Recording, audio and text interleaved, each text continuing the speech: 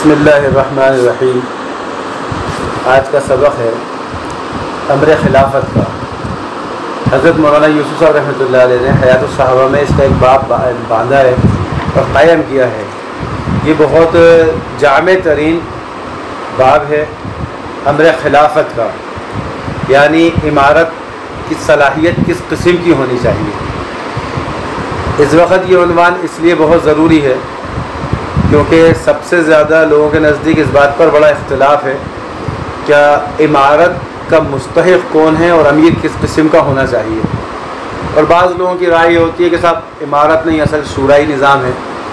تو یہ میرے نزدیک تو میں کسی درجے میں علم میں اور کسی بھی چیز میں یہ بات نہیں پاتا میں کیا اصل شورائی نظام ہے۔ ایک امیر کے ماتحت شورا ہوتی ہے۔ خالی شورائی نظام تو دور خلافت میں صحابہ کے دور میں کبھی بھی نہیں پایا گیا کہ صاحب شورائی نظام ہو۔ حضرت ابوبکر صدیق رضی اللہ تعالیٰ عنہ نے حضرت عمر رضی اللہ تعالیٰ عنہ کو خود خلیفہ منتخب کیا تھا، طے کیا تھا، اور حضرت عمر رضی اللہ تعالیٰ نے 6 لوگوں کی جو شورا بنائی تھی اپنے بعد، وہ 6 لوگوں کی جو شورا بنی ہے وہ ساری کی ساری اس لیے جمع کی گئی تھی کہ ان میں سے کسی ایک کو اپنا امیر بنا لینا۔ اور جناب رسول اللہ صلی اللہ علیہ وسلم کی حدیث ہے، آپ نے فرمایا جس جماعت کا کوئی امیر نہیں ہوتا تو شیطان اس کا امیر ہوتا ہے۔ تو شورائی نظام امیر کے ماتحت ہے، اور امیر کی صفاتیں کیسی ہوں، اس کی خصلتیں کیسی ہوں، یہ بھی آپ صلی اللہ علیہ وسلم نے اور صحابہ اکرام نے بالکل واضح کی ہیں۔ جب حضرت ابوبکر صدیق رضی اللہ تعالیٰ عنہ کا انتقال کا وقت قریب آیا تو انہوں نے پیغام بھیج کر حضرت عمر کو بلوایا تھا خلیفہ بنانے کے لیے۔ تو لوگوں نے ان سے کہا کہ آپ ایسے تند و خو اور سخت دل آدمی کو ہم پر امیر بنا رہے ہیں، آپ اللہ کو کیا جواب دیں گے جب آپ اللہ سے ملیں گے؟ تو حضرت ابوبکر صدیق رضی اللہ تعالیٰ نے فرمایا کیا تم لوگ مجھے میرے رب سے ڈراتے ہو؟ میں کہہ دوں گا اے اللہ، میں نے تیری مخلوق میں سب سے بہترین آدمی کو اپنا خلیفہ بنایا تھا۔ خلیفہ کی صفاتیں ایسی ہونی چاہیے کہ جو دین میں بہت پختہ ہو، مضبوط ہو، جس کے نزدیک دین کا نفع زیادہ ہو، دنیا کمائی اور دنیا کی مطلب پرستی اس کے اندر زیادہ نہ ہو۔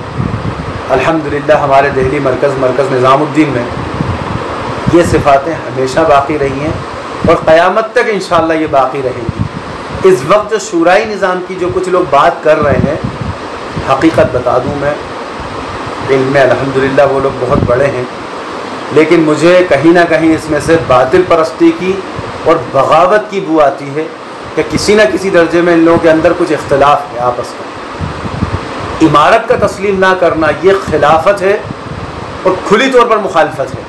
اختلاف رائے ہونا اپنی جگہ پر ہوتا ہے اور اختلاف کو رحمت قرار دیا جاتا ہے، لیکن اختلاف میں اور مخالفت میں زمین آسمان کا فرق ہے۔ جہاں دین کا نفع دکھ رہا ہو ایسے امیر کو ہی لوگ منتخب کرتے ہیں جس سے لوگوں کا اور امت کا دین محفوظ ہو، دین میں ترقی ہو۔ لیکن اس زمانے میں ایسے لوگ تیار کیے جا رہے ہیں اور لوگوں کو ایسے بڑھاوا دیا جا رہا ہے جیسے کچھ باطل قسم کے لوگوں نے خرید لیا ہو کچھ لوگوں کو، اور وہ اختلاف جان بوجھ کے پیدا کر رہے ہیں۔ ایسے جاہل قسم کے لوگ بازاروں میں ہنگامہ پیدا کر رہے ہیں ایسے دعوت کے مبارک کام پر، اور اللہ رب العزت نے ایسے جانشین کو تیار کیا ہوا ہے۔ حضرت جی مولانا سعد صاحب دامت برکاتہم، اللہ رب العزت ان کی عمر میں بے انتہا برکت عطا فرمائے، جو اس وقت پوری امت کو سنبھالے ہوئے ہیں۔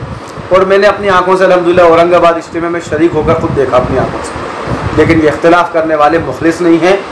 میں صاف بات عرض کرتا ہوں بنا کسی خوف اور ڈر کے، یہ مخلص لوگ نہیں ہیں جو مخالفت کر رہے ہیں۔ ان کو اللہ سے ڈرنا چاہیے اس معاملے میں کہ اپنے امیر کی مخالفت وہ کس عنوان پر کر رہے ہیں، کس بنیاد پر کر رہے ہیں، یہ تو اللہ جانے یا وہ لوگ جانے، کیونکہ ہمیں تو بالکل ظاہر میں دکھ رہا ہے کہ اس کے پیچھے ایک بہت بڑا لالچ ہے، کوئی بڑا باطل فرقے کا مقصد ہے جو اس نورانی اور بابرکت کام کو خراب کرنے کی ایک بڑی سازش کی جا رہی ہے۔ تو میں تو یہی عرض کروں گا تمام حضرات سے، اور جو سوالات لوگ میرے سے پوچھتے ہیں ان سے بھی یہی کہوں گا کہ مرکز نظام الدین ہمارا مرکز ہے اور یہ قربانیوں سے قبول ہوا ہے، اور انشاءاللہ یہ قیامت تک مرکز رہے گا۔ مخالفت کرنے والے کبھی زندگی میں کامیاب نہیں ہو سکتے۔ اللہ رب العزت ہمیں صحیح بصیرت کے ساتھ کام سمجھنے کی اور صحیح کام نے اس پہ کرنے کی توفیق عطا فرمائے۔ وآخر دعوانا الحمدللہ رب العالمین۔ انشاءاللہ اس کا مزید آگے بیان کیا جائے گا۔ اللہ رب العزت ہمیں صحیح طور پر کام سمجھنے کی توفیق عطا فرمائے۔ السلام علیکم ورحمۃ اللہ۔